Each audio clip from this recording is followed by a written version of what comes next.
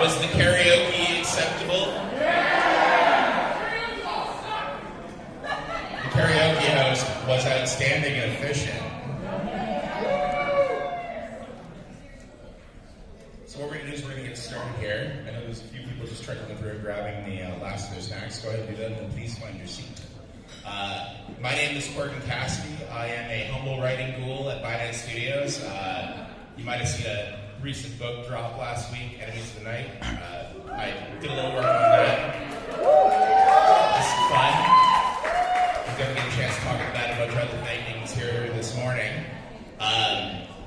With me today, I have an absolute smorgasbord of outstanding guests and food. Jess Lanzello, creative director of White Wolf, is here with me on the right. And she has an outstanding team that she's going to introduce during her segment. With me on my left, Jason Carl, Dean of Dungeon Master University and a luminary of Vampire the Masquerade. Yeah. George Brown, the game designer of Well Played Games for Clans of London, is with us as well. George, stand up, give us a little wave, my man. And I understand that this morning we have a couple of extra special guests with us. Erica Ishii and Mark Mayer are both here with us today.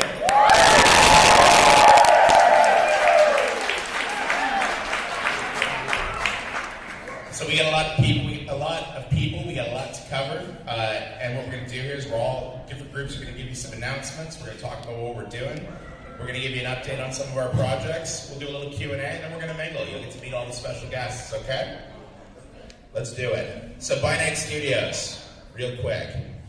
Enemies of the Night dropped last week, and we are so stoked to have it out. I hope you all had the chance to check out the deluxe PDF that dropped. Let us know if you enjoyed it in the Q&A. We are very excited to begin on a very conceptual level. You might have heard that there may be something coming.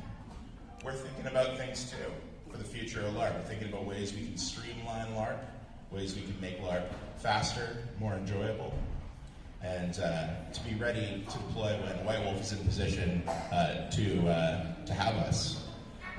I am excited to announce as well that we have the Vampire the Masquerade Wargaming panel being presented by Chris Rell in the Roman Room at 12:15. And following that in the Roman Room is a presentation of Clans of London by Well Played Games.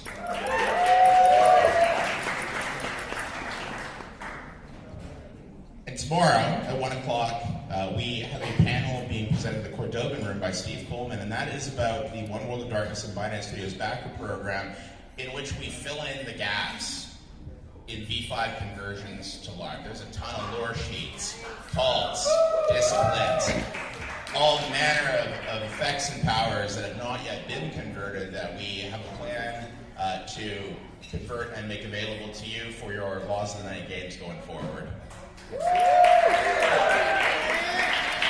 So without further ado, what I'm going to do is turn the microphone over to Jess Lanzello to introduce the team and talk to us a little bit about what we've got going on. The By Night Studios folks, amazing. Apologies in advance, my voice is kind of cash because my favorite thing in the entire world is Vampire LARP weekend and seeing everyone, and then I never sleep or stop talking. So, here we go. I know I'm in pleasant and a convenient company that understands exactly where I'm coming from. I'm Jess Lanzello. I am the creative director for White Wolf. This is as of essentially a year ago-ish today. I was in this very room. It was the same exact room, wasn't it, Jason? Very same room. I was in here incognito last year as I was not wanting to signal to the world that I was going to be taking this position. And I just had such an amazing time seeing the unveiling of White Wolf and then being here with all of you. So I'm a lifelong vampire LARPer, World of Darkness tabletop role player. This is everything that I care about. And please, if you don't know me, come say hi to me because I want to get to know you better. I know a bunch of you and some of you have LARPed with me. Please warn everyone else about what that experience is like. Before I get started, kind of just like a summary of what we're doing here, what's going on with White Wolf. I want to introduce a couple of folks from the White Wolf studio that are with us today. So, on the introductions level, yes, I see you hiding behind a pillar over there. We've got Marty, who you may know also as Outstar. What I want to give Marty a shout out for is not only many of you know Marty as a content creator, community manager. Marty has been our creative producer, but as we have spun up into becoming a development team again, rather than necessarily an licensing and brand management team, Marty has kind of become my right hand in many ways in executing on the art and the vision and the strategy for where we want everything to go, for the kind of creative direction for World of Darkness moving forward. And it's just been an honor and a pleasure to work with someone so talented, so cool, that cares about this community and World of Darkness as much as I do. So please give it up for Marty.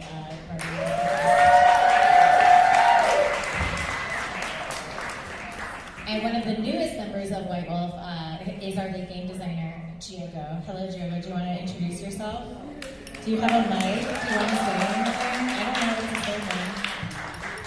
say. Hi everyone, my name is Diogo. I'm a game designer. I've been working with mostly independent games and indie games for about 10 years. I won a few awards in the indie developer RPG space. I won an Annie Awards for a vampire adventure for like a fantasy game. And the opportunity came to apply for this job at White Wolf, and World of Dragons was one of the first games I played in the 90s and was really into, second and revised edition, and now I get to work with this. It's like a honor and a privilege. Thank you, Giogo. Sorry to put you on the spot. Also, we've been working really hard to convert Giogo from a tabletop guy to a LARPer. So please, if you see him at the LARP, give him the experience. All of it. So yeah, we're here in part not only because I'm just like, okay, cool, I get to work at White Wolf and go to all the vampire LARPs and expensive. This is my dream come true. This is literally all I've wanted in my entire life.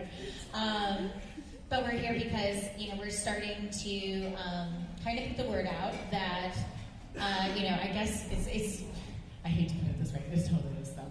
It's the announcement of the announcement. Like basically we're going to Gen Con, and we're going to it's going to be so amazing. I'm going to be a Gen Con stan. I'm sadly from Indiana. No, that's not sad. It is, it's okay. It's wonderful to be a person from Indiana. It's not necessarily the best to be within the confines of the geographical boundaries of Indiana. Part of what I got into Vampire and got arrested for stealing it from Barnes & Noble in Maryville, Indiana,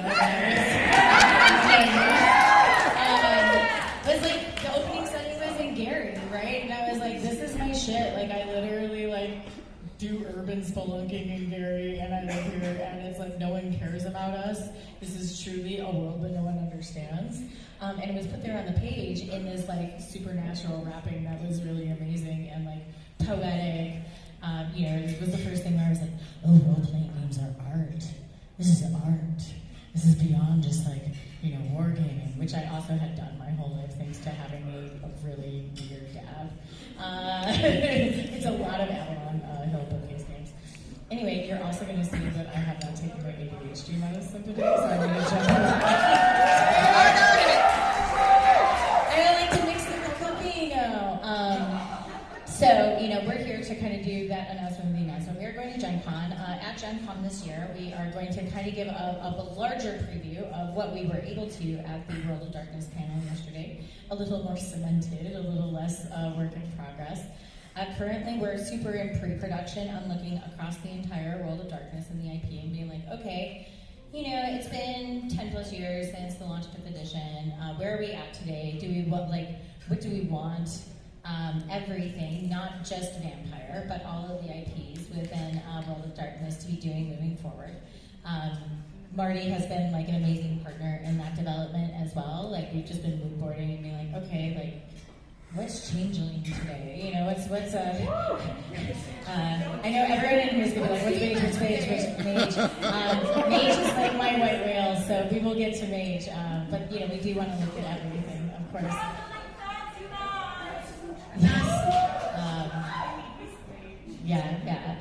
So we're going across everything, and you know what we were able to talk about on the panel yesterday was that the first project we're going to do is just relooking at Vampire, because we want to get the core of the IP, the thing that people play the most, down, feel like they're really good within the World of Darkness, feel like we have a really solid take on the storyteller system that's like flexible for all of the stuff that we're doing. And part of that experiment and what we're doing is as we go to Gen Con, in the events listings for Gen Con, I don't know exactly when they'll be published, but keep hitting refresh, a bunch of playtests are going to go up. And we're doing a lot of experimentation with game design. Giogo's been amazing, has so many resources, looks at everything that's ever been made, is always looking at the innovations within the tabletop space. So we're throwing kind of everything in there. And what we really want to do is make sure we're playtesting with everyone and getting everyone's feedback. Because we all play Vampire different, right? Like we all play World of Darkness different. We want to hear from everyone. We really want to like co-develop where we're going and how we're setting this up so that we have the reset with Vampire, and then we go ahead and we start looking at all of the other books. As we've looked at V5, it's been amazing to work with. I think Hunter in 5th edition is like one of my favorite role-playing systems. I'm really super happy with it. I could of course be like, well, I really miss you know, like I have all sorts of feelings. But in general, it's like really elegant game design. So there's things that we're very happy about, like kind of keeping going. But we're wanting to go and look at those things that haven't been updated yet and figure out where we're going to go. As we've looked at that across kind of how the core gameplay of 5th edition has been set up for Werewolf and Vampire and Hunter, we kind of realized that we had hit like a wall of where it could go with the rest of the IPs, right? Like the boxes on the character sheets just weren't as plug and play for like the different kinds of systems that we want to use. And I think there's a lot of like stylistic approaches that we want to do as well.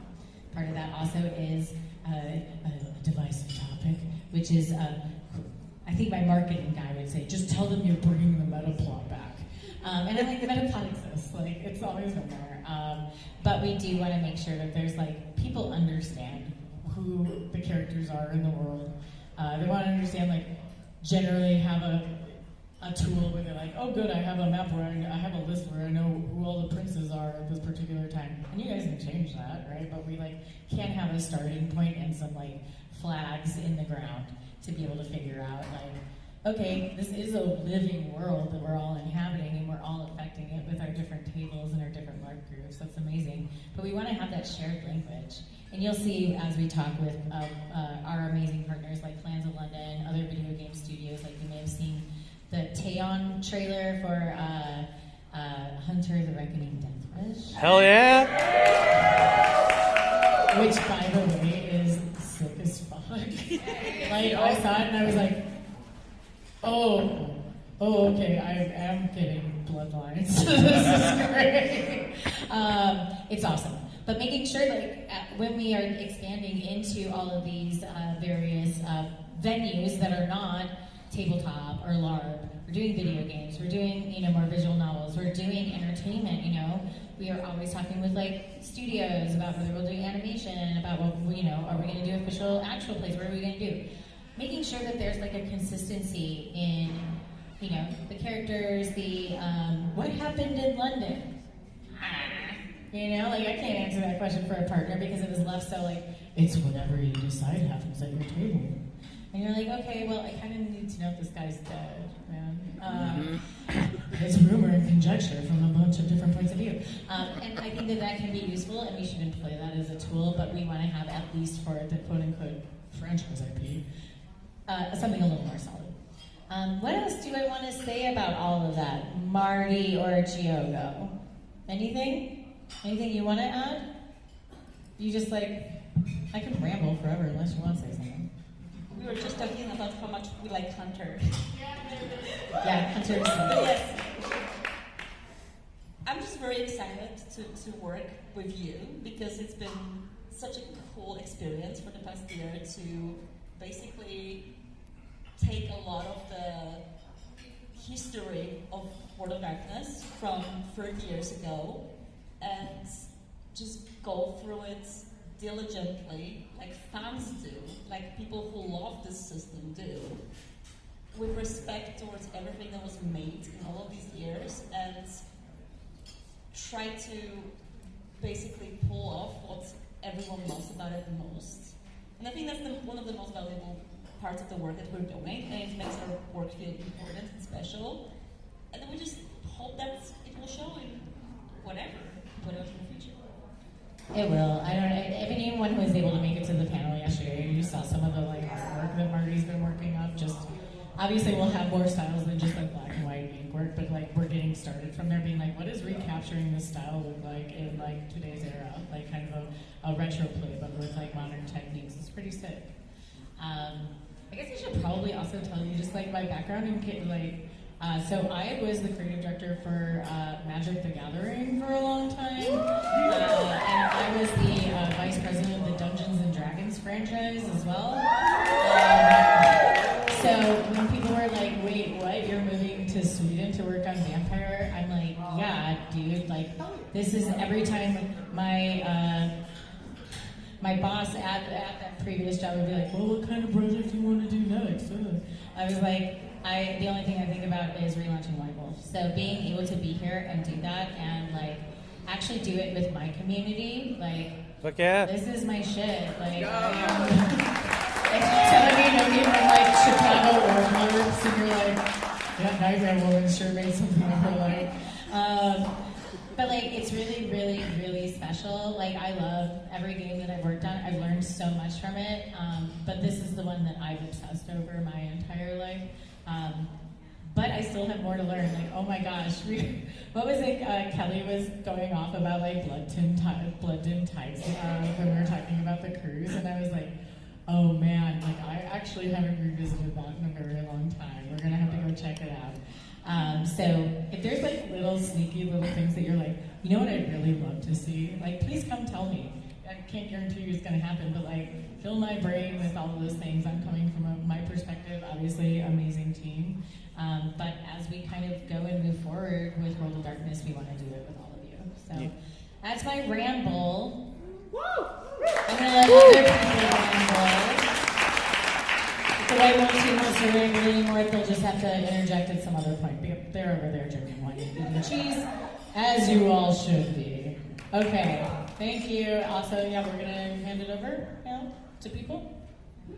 Thank you very much, Jess. I am very excited for you all to be able to ask Jess and the White Wolf team your questions and meet them a little later in the session. I'd like to introduce George Brown, the game designer at Well Played Games for Clans of London. George, you want to come on up and introduce yourself? Tell us a little bit about your game, tell us a little bit about your company. Yeah, it's lovely to be here. I'm George from Well Played Games, and we have just released Clans of London.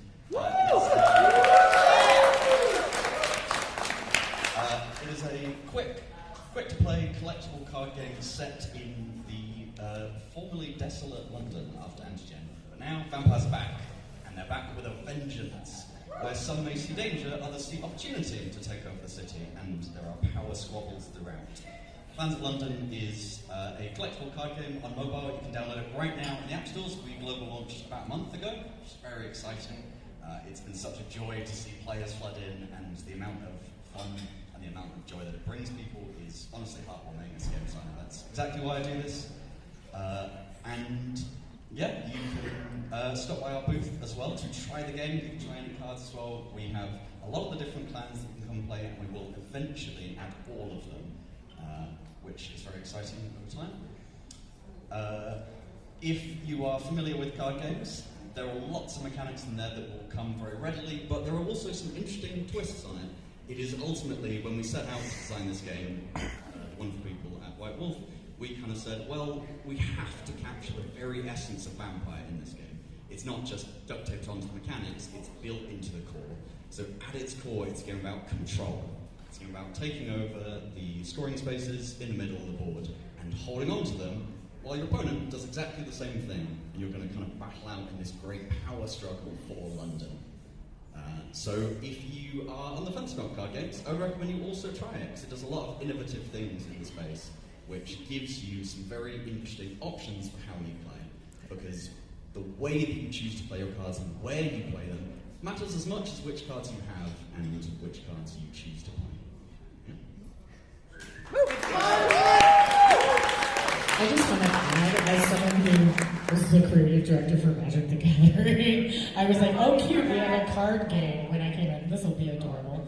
And then I came in and I was like, oh my god, like this is sick. Like it is like, it's like the Marvel Snap game loop, but they figured out how to fix it.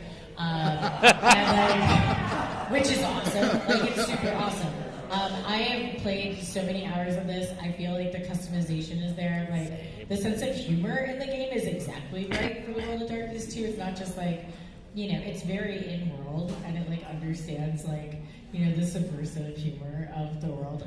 It's awesome. So, and I would say the thing I was giving the team a lot of props about is like the representation that they're doing within the card set itself is really, really phenomenal, and I would use it as like a case study for like anyone who's doing game development with a lot of characters. Like, how do you do this? And especially when you're making monsters, like people can be very hesitant to like make everyone of every kind of background very monstrous, and they're totally nailing it exactly the right way. So give it up for these guys over at Well Played Games and playing winning. That's freaking phenomenal.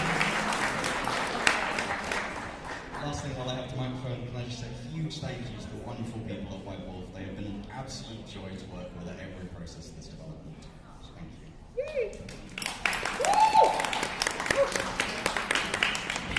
It's my pleasure to be able to welcome Jason Carl to the stage.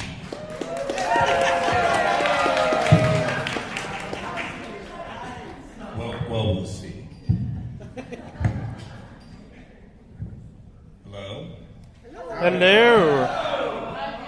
Good afternoon. Good afternoon. And welcome to Vampires and Vino. I'm here to ask 3 questions. First, is this absolutely necessary? Yes.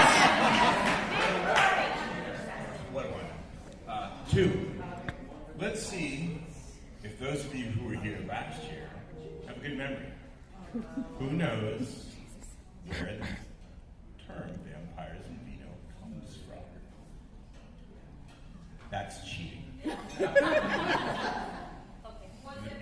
Far in the back. Say again? No. Anybody else? Okay, you may now cheat. It was an idea you guys came up with on a boat. That's right, it's Vampires on a Boat. Because Snakes on a Plane is for amateurs. That's right. Many of you know that I founded By Night Studios a long time ago, and our very first Darkness Emergent style event was on the Queen Mary, a very haunted, decommissioned ocean liner in Long Beach, California. And we decided that we would have no panels, but we would have a Vampires and Vino where everybody gets a glass of wine, something to eat, and we just talk like human beings casually together. And so the name stuck, and here you all are. You are the legacy of Vampires and Vino. Congratulate yourself. Yay! And the third question is, why am I here? I'm here because this is everything I have ever wanted. This is the continuation of everything that I ever dreamed of when I joined the World of Darkness community back when it was this weird, obscure cult with a bunch of green books with roses on it. I have been a fan, I've been a writer, I've been a licensee, I've been a fan club manager, I've been part of the White Wolf team, which is, I think, maybe the greatest honor of my life. And throughout those stages of that journey, we put a lot of things together that are still visible today. You're in it, you're doing it right now. Vampires and Vino still exists, Vampire the Masquerade LARP events still exist, By Night Studios still exists, and now we're going to enter into a whole new era, led by an amazingly capable and dedicated and passionate team who you should all meet this weekend if you haven't stopped to talk with Jess or Jogo or Marty or Huddy or any of the guests that they brought with them. You absolutely should. Let them know what you love, let them know what you want to see, and let them know how much you appreciate the fact that they have come all the way here to share this time with you. They feel the same way about you. You could have been anywhere this weekend, right? You could have done anything. You could have gone to Disneyland. I don't know why you would, but you could.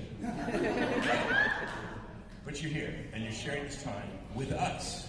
I can't think of a higher compliment. So we very much appreciate that you did that. Use the time wisely is the last thing I want to say to you before I hand over the mic again. Take this time to meet these wonderful people. Talk about why we're all here. What compels you to tell and share these stories with your friends. What did you love about LA by Night? What did you love about Blood-Dim Tides, where it's bizarrely deep cut? Share your passion with them. Let them know what you think. And know that even though I may have left one part of the family, I'm still of the body. Thank you very much, Jason.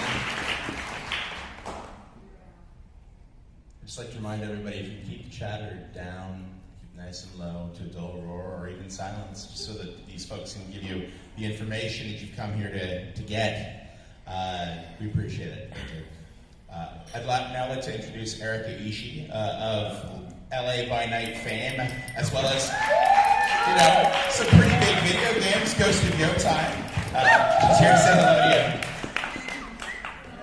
Hi, hello.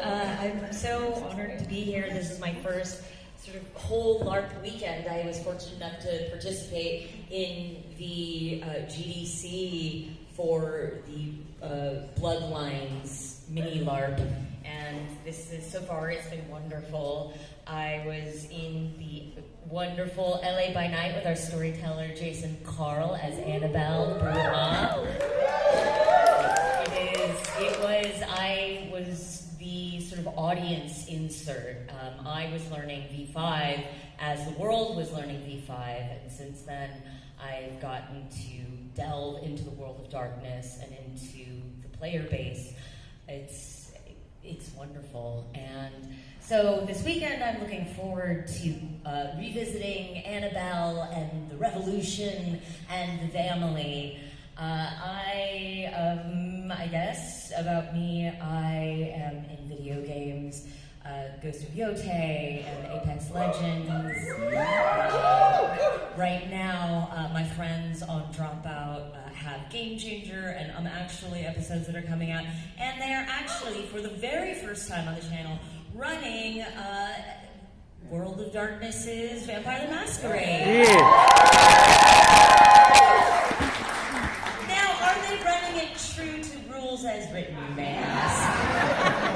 Well, Rules maybe adjacent. not. Rules adjacent. But the spirit, they got the spirit, okay? And so please feel free to check that out if you want a good laugh. They are very, very funny people. And also on my podcast with Brendan Lee Mulligan, Abria Eingard, Lou Wilson, Worlds Beyond Number, we have a fantasy Wizard, Witch, and Wild One campaign that is finished. We have a sci-fi campaign in Stillfleet that is ongoing, and many other small and very weird little fables for you. And eventually I'll say here, I do want to run a World of Darkness campaign. Yes! Look forward to that, and once again, will it be exactly perfectly rules as written? We'll do our best! I look forward to playing with all of you this weekend, so please, if you see me as Annabelle, feel free to come up and chat with me. I think that Annabelle is figuring some things out, so if you're a lawyer, please come talk to me. Thank you. Thank you so much, Erica. It's my pleasure to be able to introduce to you Mark Meir. We all love him from Mass Effect, and he is an upcoming DM at D&D in a Castle. We're excited to have you, Mark. Hello, everyone. Good to see you. Hi, Mark. Hello, and delighted to be here. I had a fantastic time playing at Darkness Emergent in Atlanta in November. I look forward to playing tonight. And as mentioned, yes, I am a DM at D&D in a Castle. Jason Carl might know a thing or two about that. And I believe we have just announced our 2027 spring session, or late winter session. We announced the whole calendar, actually. We're running out of castles. Right. But I am one of the dungeon masters there in February, I believe, at Walworth Castle in the UK. So if you wanted to look into that, you have the look of perhaps being Ravenloft fans, and I will be running a Ravenloft campaign. So do keep that in mind. And for those of you who perhaps enjoy the video games, I should mention that The Long Dark has recently concluded. That is the game featuring myself and my fellow Commander Shepard, Jennifer Hale, and we're not playing the same person in this game, so we actually get to have scenes together, which is very nice. So that has just concluded. The narrative portion has concluded, Wintermute, and that is available now on all of your favorite platforms. What else am I supposed to plug? Should I say who I'm playing? Is he allowed to say who's playing tonight? Should I say who I'm playing today?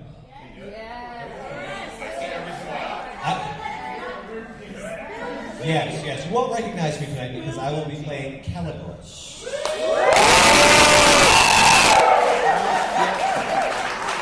Am I going to get fired for releasing that information? I wish I could say it was a scoop, but I've already posted about it on social media. Go like my Instagram post about it, please. And finally, so I believe we're doing a little meet and greet immediately following this. That's going to be in the Heisen. This keeps turning. This keeps turning up. Oh yes, the Heisenberg room. I hope to see you there.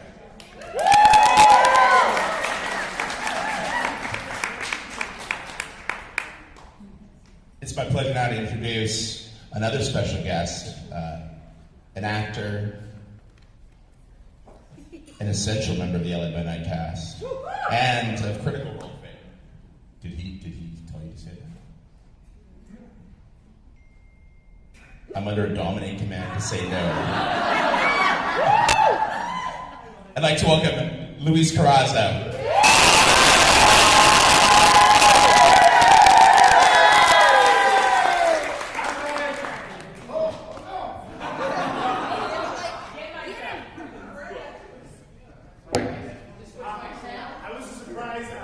You can have mine.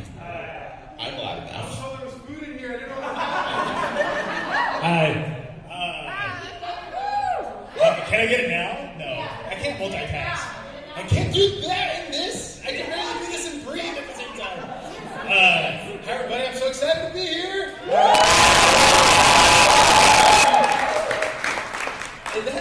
I don't know. I'm on TV. I just was in the season finale of NCIS. If you watch there's a show called Butterfly that's on Amazon that I'm really proud of. You can watch that. I'm in a bunch of commercials. Watch Drag Race and you see me make out with somebody all the time. And I'm on Critical Role. I'm Private Nightmares with this guy. I can't wait to hang out with y'all this weekend. So I will do my best to help you beat Jason Carl. That might not be part of the story, but it's part of my story. I felt compelled to approach you when you did that. Damn it. Ask us later about how Luis was cast as Dark. Maybe the LA by Night meet and greet after that. I don't know if I remember that. I know. You erased it from my memory, dang it. I'm going to pass the mic over to this guy right here. Hello, everybody. As Luis mentioned, make sure you check out Private Nightmares. It's an all-thin blood chronicle. We just wrapped our second season. season, so you've got a lot to catch up on if you haven't already. But it's a fun and emotional ride, I promise. Also, I wanted to announce that if anybody's coming to Gen Con this year, I'm running the Dungeon Crawler Carl RPG. I'm running it on the main stage that Friday with a bunch of amazing people, but it is sold out, so you'll have to catch it on stream if you didn't get to it. Not to humble brag, but yeah, definitely check that out. And Pride is coming up, so it's they do crime.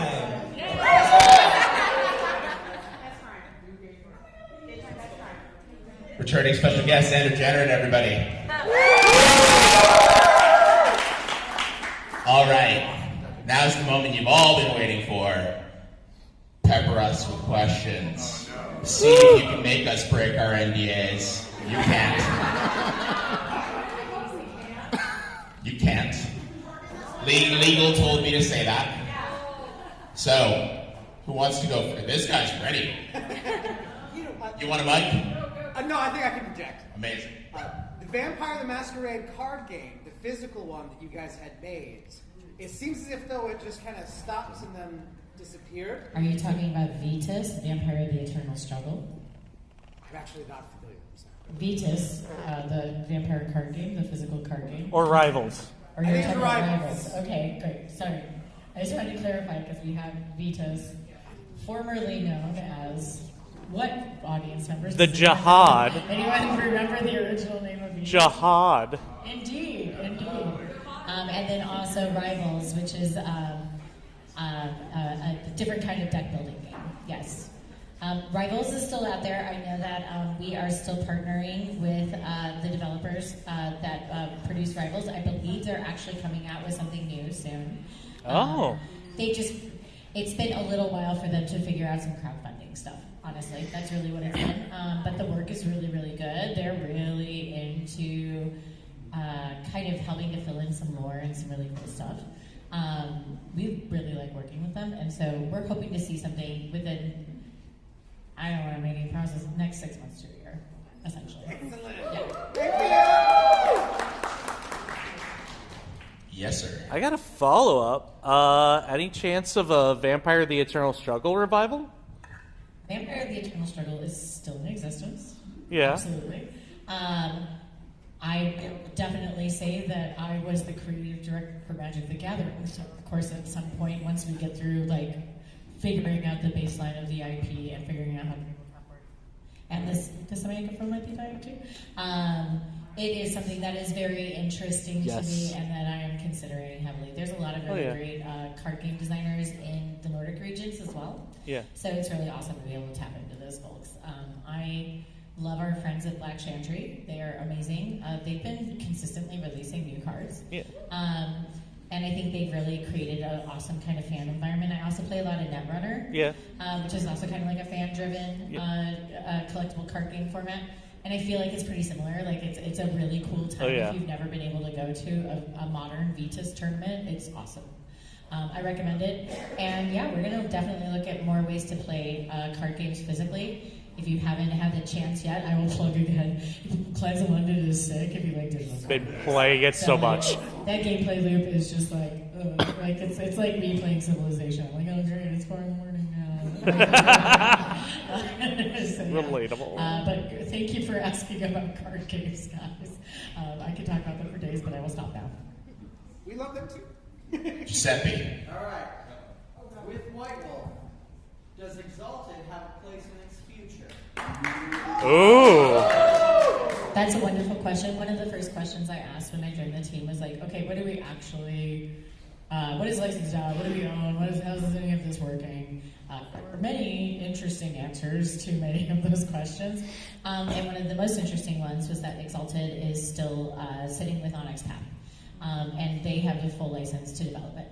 So that is currently the situation. I'm hoping actually to do a call with them when I get back and be like, what's going on with Exalted, man? I think Exalted, especially in like today's market, really works.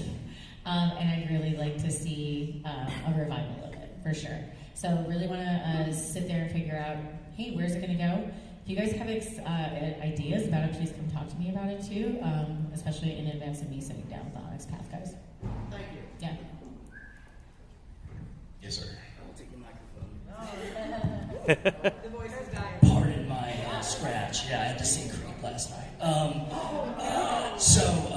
One of my favorite parts of the previous editions were the city source books. And I know in like 5th edition, it's like, oh, we have to have a little bit open-ended and everything.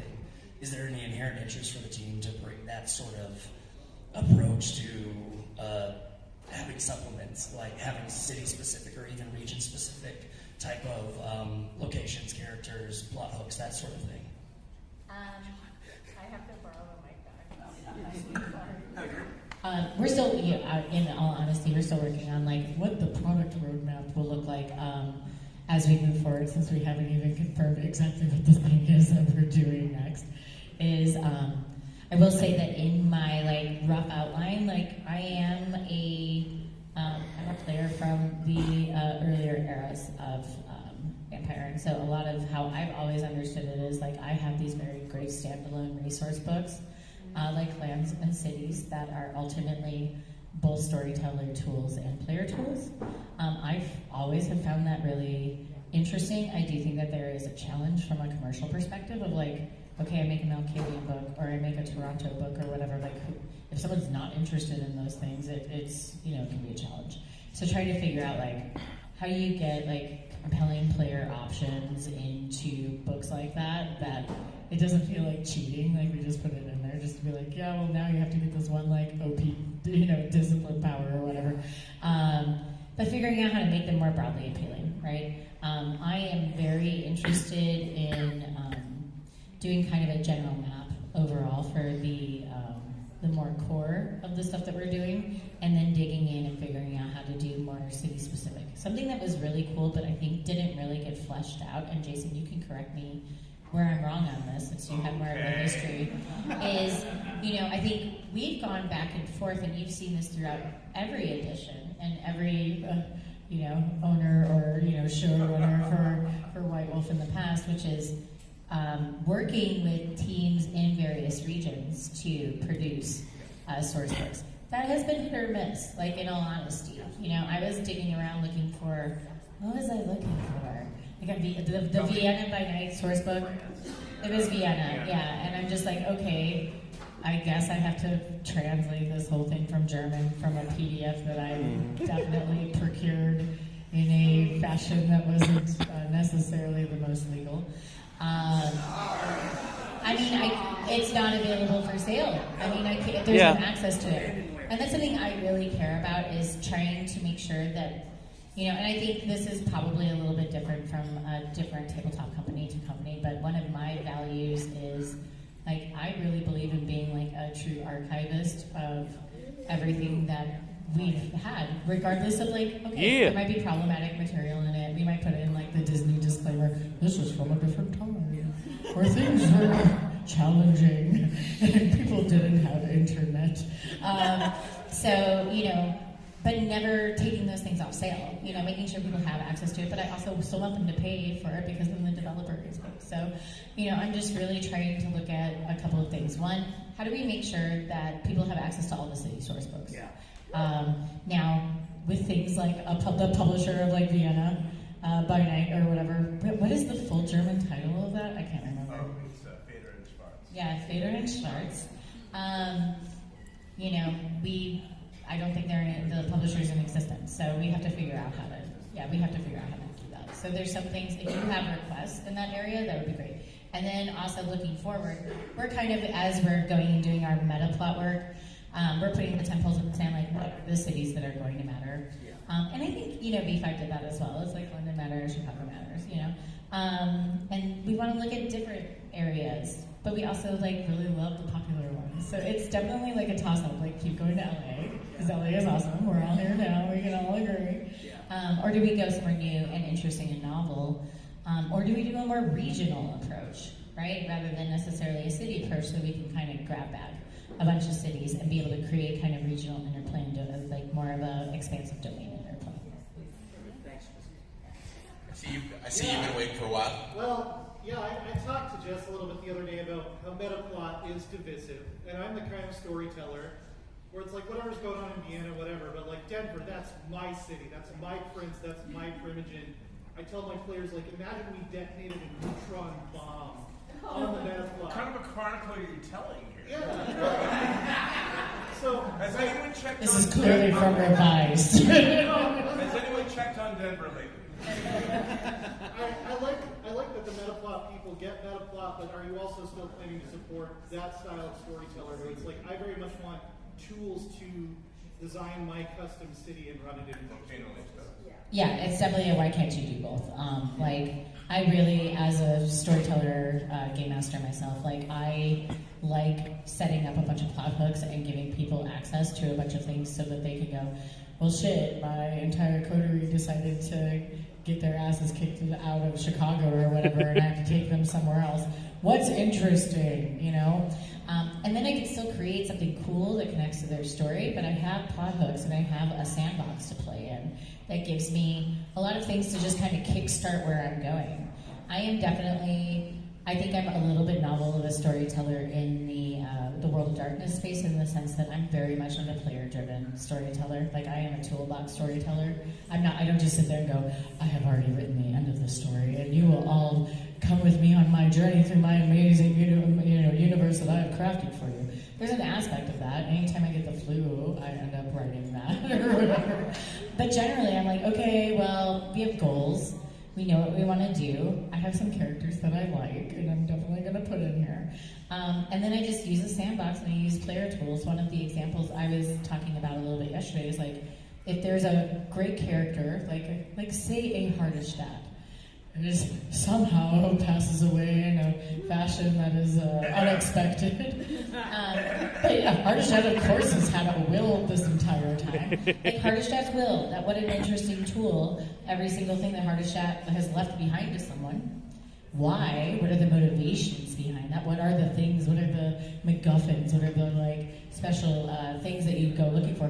Each one of those is a plot hook, right? Like each one of those is a story hook, and you can build, a story out of that. You can do something with it, but you don't have to be beholden. You can be like, also Hardestadt didn't die, but we're using his will anyway because he's not a worm, but he's a bug. I don't know, they all keep turning into bugs. But you can figure it out, right? Like, you still have a lot of flexibility, but being able to have those things to hook back into. And so when we come here to an event like this, we can have those connective experiences of like, what did you do with the Hardestadt shit? Like, oh, I did this shit, but he's still totally alive, and he's in another body now. Really? Again? They all keep jumping body to body. But yeah, I think it's a totally why can't you do both thing. Absolutely. What I would say, and especially for this room, because I think a lot of us are like old time fans, is like, I don't have a lot of tolerance personally. This is me, Mom, by the way, for people being like, I'm sorry, noob, you don't understand this meta plot shit. Like, you need a GTFO. Like, why don't you understand exactly who this character was from this one, like from Blood Dim Tides or whatever? I'm also just really excited that this weekend is Blood Dim Tides weekend, where we're gonna watch it. But like, oh, you don't know this one like super small entry from Encyclopedia Vampirica, which I read, by the way. Then you are not a true fan of WoD or whatever. Like, get the fuck out of here with that shit. Like, don't even. Like, this is something for us to celebrate and play with, and for us to all make into personal expressions of our own.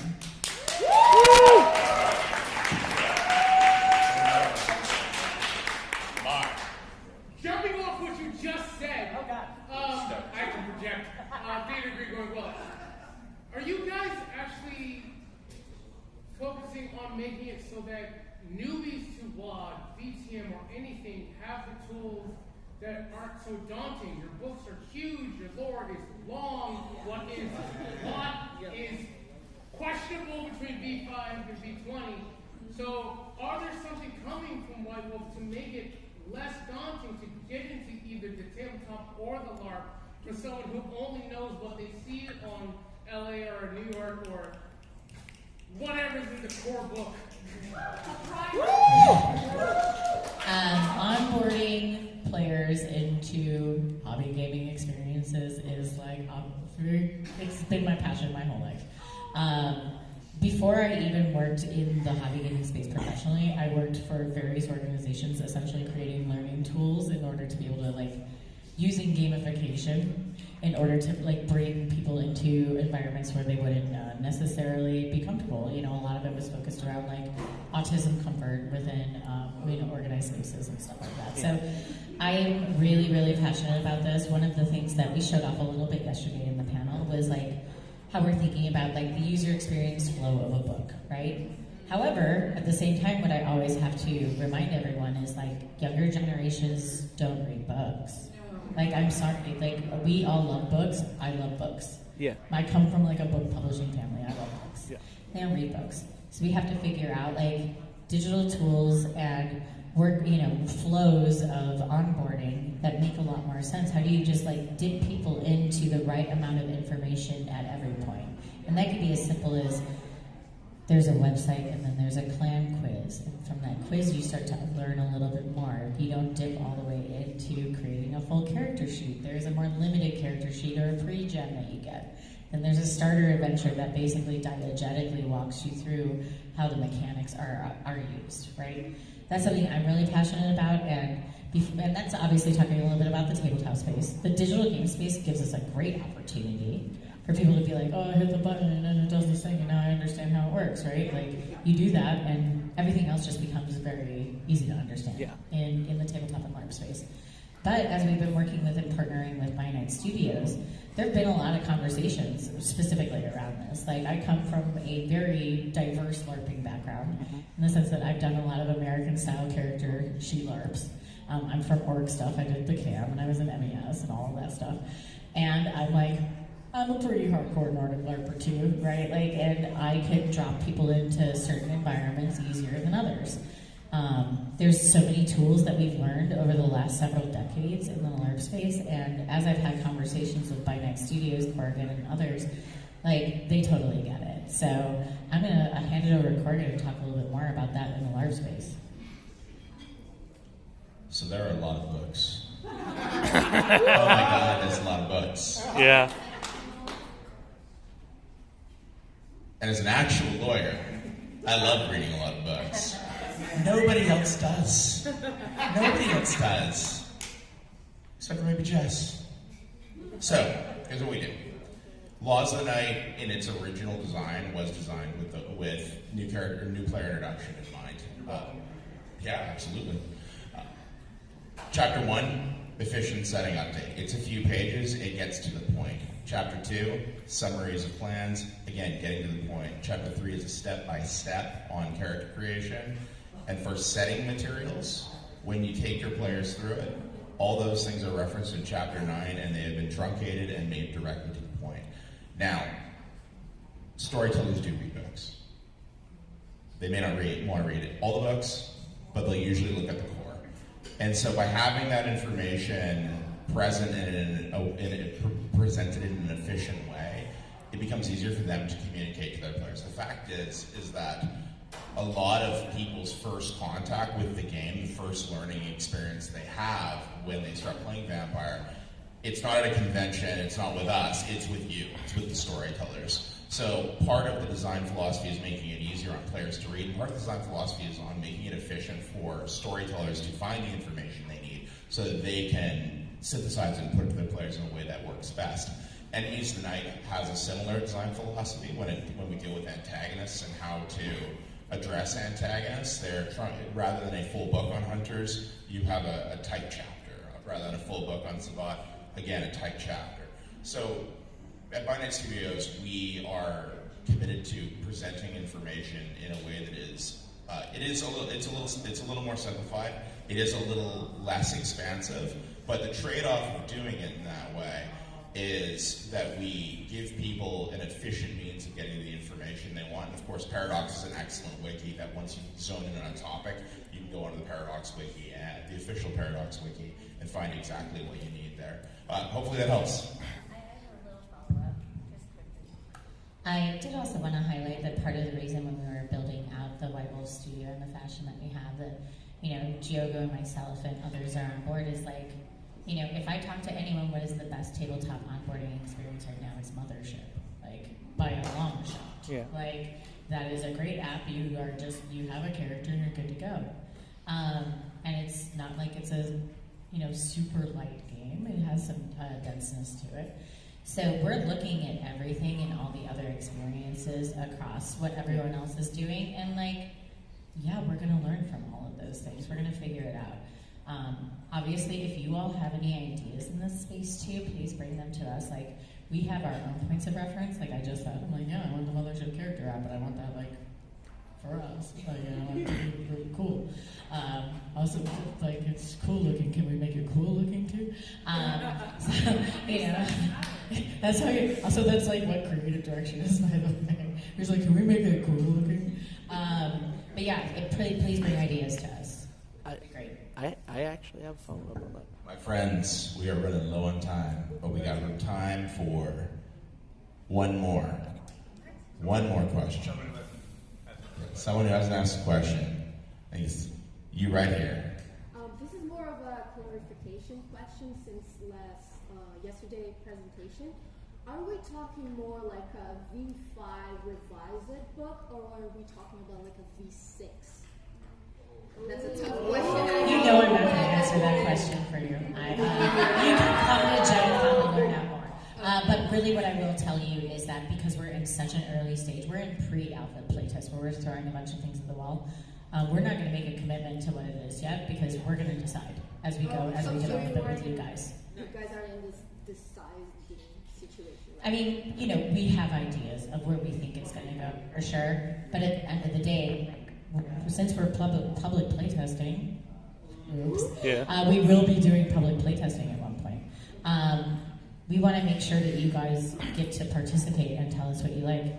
Honestly, you and I are going to want different things. We're going to want different things.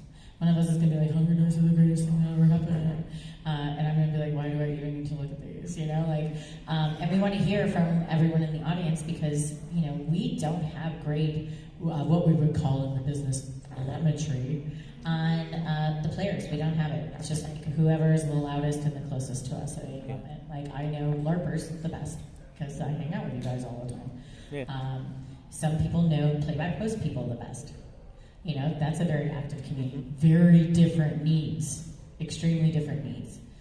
We have so many communities and so many factions within those communities and what their needs are that we want to make sure that we know how to serve them all the best that we can. And create flexibility within the design system. And then that'll basically dictate to us. I will say, in spirit, we are evolving, the story, the look and feel, what's important. But in the design and the mechanics, that's still things that we're testing on. Thank you so much. Thank you. Let's get a round of applause for our special guests. Thank you so much for coming today. It's really wonderful to have all of you. Court and Cassidy, on behalf of Finance Studios, thank you all for coming today as well. We love having you here. See you tonight. Woo!